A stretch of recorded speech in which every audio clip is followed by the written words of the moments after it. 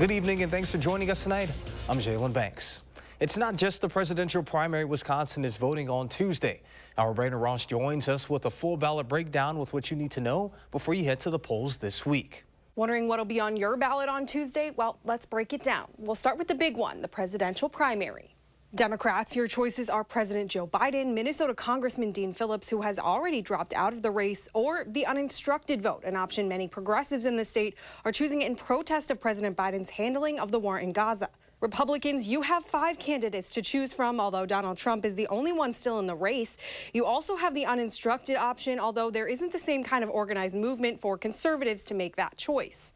Then we have the statewide constitutional questions. Republican lawmakers added these to the ballot in response to the 2020 election, where several Wisconsin municipalities took private funding to help with the expenses of running an election, things like masks, sanitizing, and social distancing during the pandemic. Question 1 will ask voters if it should be illegal for local governments to use private money to conduct elections. Question 2 asks voters if it should be illegal for anyone other than legally designated election officials to work on elections. Generally, conservatives favor voting yes on these questions, arguing that elections should be exclusively funded and run by the government.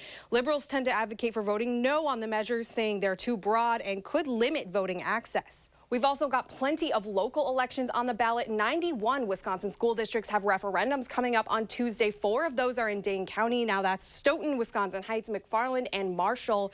You can find all this information and plenty more online at channel3000.com right now. And be sure to keep up with us on Tuesday for all the election results as they come in. Jalen.